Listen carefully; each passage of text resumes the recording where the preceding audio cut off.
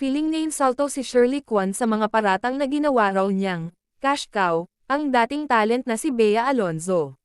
Sa kauna-unahang pagkakataon, nagsalita ang veteran talent manager tungkol sa kinasasangkotang isyu at kontrobersya sa pagitan Ako nila daw ni Bea. ang reason or culprit, whatever they call it, or the meddler, kaya kaya na-cancel yung wedding in Spain.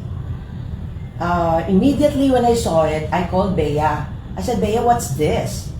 Tapos I don't know. And I said, we both know the truth, right? And sabi niya agad sa akin, please, SK, promise me you won't say anything. Kasi ayoko nang lumaki pa. And syempre, pagbibigyan mo yung alaga ko, heartbroken at that time, you know, you try to accommodate her wishes kasi ayaw niya sigurong lumaki na.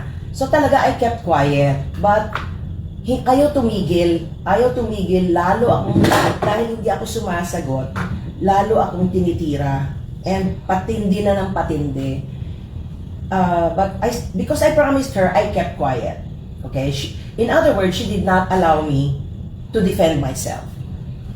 I didn't take it against her because at that time, that's how she felt. And I respected that. Kaso, pati nung natuloy na, ako pa rin ang villain. Parang, teka lang, why am I supposed to be the villain here? Wala naman akong ginawa.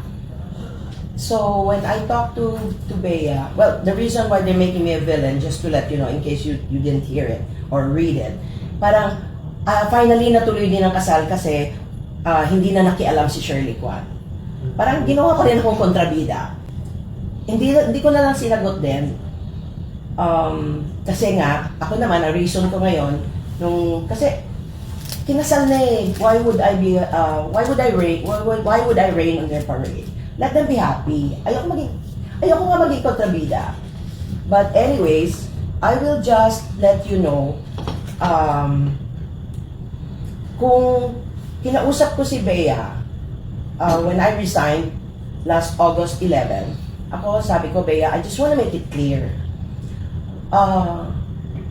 Malinaw naman tayo, di ba, na ako ba nagpa-cancel nung kasal nyo? Sabi, no, hindi. Sabi niya, okay, I'll go further pa. At any time, kahit pabiro, even in jest, did I tell you to cancel the wedding? Baka nakalimutan ko lang. Sabi niya, no, never. Okay, malinaw yan. Meron akong resibo. Kung gusto niyo malaman, I can prove na hindi ako kasali dyan. Okay? Ang tanong, yung mga nagpapalabas na kasalanan ko, ako'y nagpa-cancel, maglabas sila ng resibo. Kasi ako kaya ko maglabas. Alright, so for the details, you can ask me, lalabas na yung mga details, depende sa questions niyo.